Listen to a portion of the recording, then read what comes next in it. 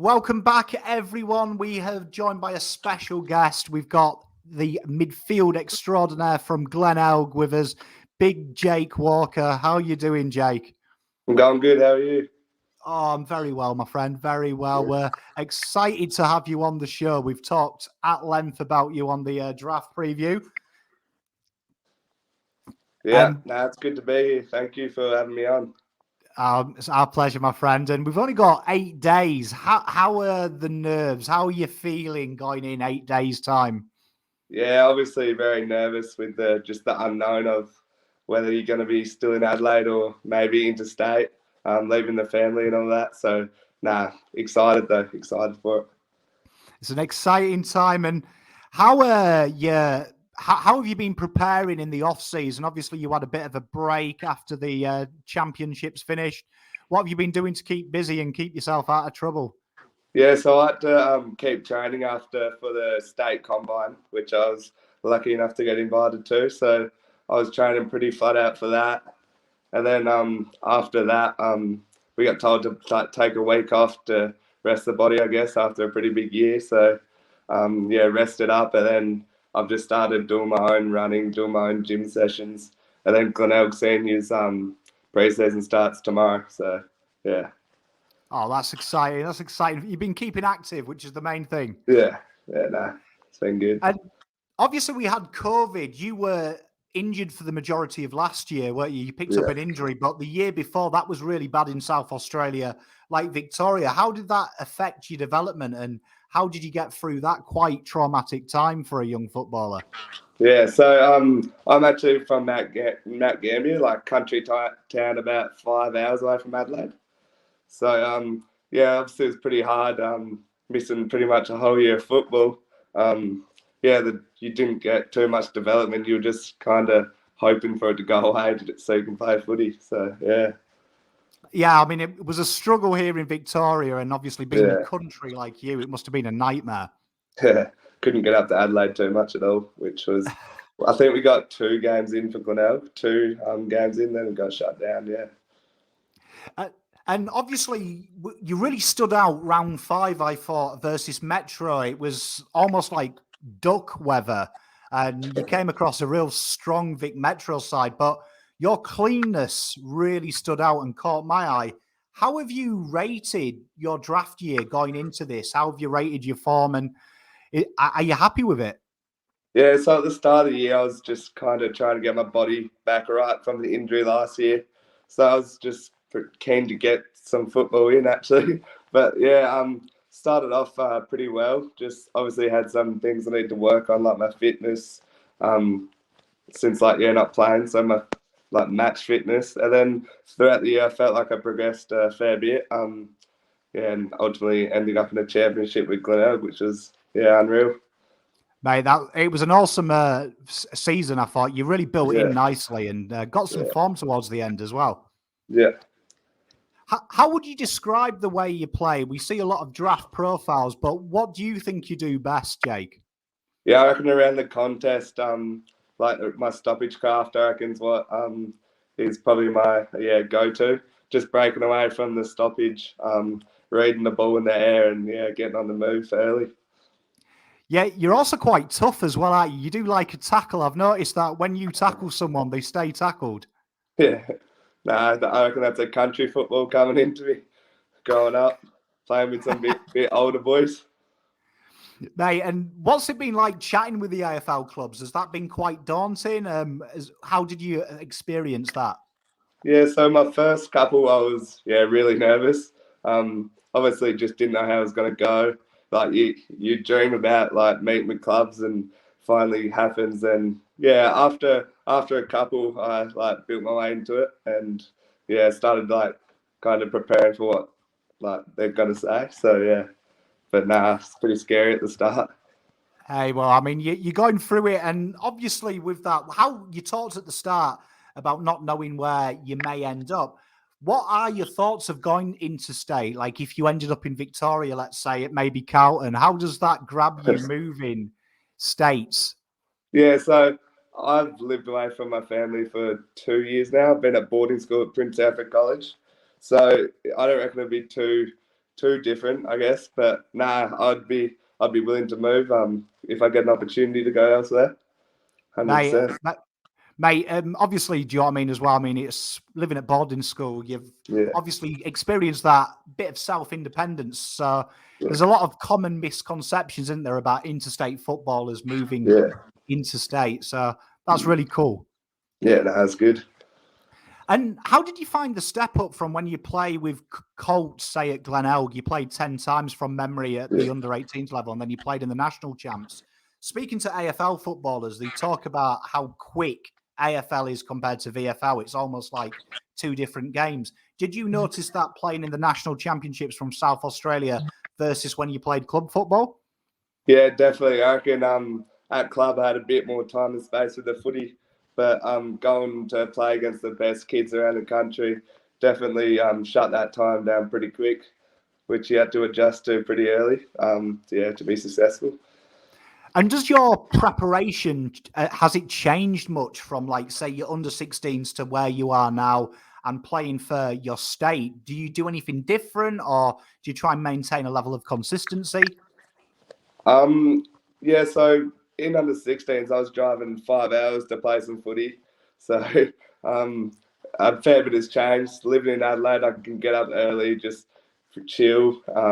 Then just go into it pretty chill. But when I was in under-16s, driving 5 hours, playing a game, then driving back home. So there's a bit of a different preparation. A lot of commitment, though, to do that. Yeah, it was. And do you have any weird superstitions? Is there anything that you do, Jake, to get yourself in the mood, in the zone? Not really. I do have a couple pair of jocks, though, that I like to wear on game day. Mate, I love it. And obviously you've played with some of the best young kids in this draft class. Is there anyone that really stands out to you that maybe people aren't talking about that you think could be a better player than he's made out in the media? I reckon one that I've played with, definitely Jacob Ryan. I feel like he's an absolute gun, and he does get talked about, but I reckon he's going to go far. Mate, we've talked about him on this show. He's absolutely electric. I'm surprised he's not higher up. Yeah. Same here. And a weird question here. 5 minutes to go. You're playing in the elimination final. Your team's 2 goals down. What is Jake Walker going to do to get the win? What are we going to see from you? I reckon just in every stoppage, trying to make the stoppage and doing what I do best and breaking out into the forward line. I wouldn't mind kicking the last 2 goals. Hey, mate, you're the first draftee to mention kicking the snag. I like that. I like that. They've all been modest. Take the game on. Yeah. And in your opinion, what if the fans who are watching are going to go and do some research on you? What game stands out to you that was your best work? With Glenelg, I think it was round 3 against the Eagles against Adam D'Loya and Matthias Philippou. I reckon that game's what really stood out to me. And then there was a couple for school for Prince Alfred College against Westminster, I think it was, where I felt like they were probably my 2 best games of the year. Mate, I love it. Go and check that out, those watching. Make sure there's loads on YouTube of South Australia as well. Yeah. Who's been the biggest influence on your game? I reckon my school coach.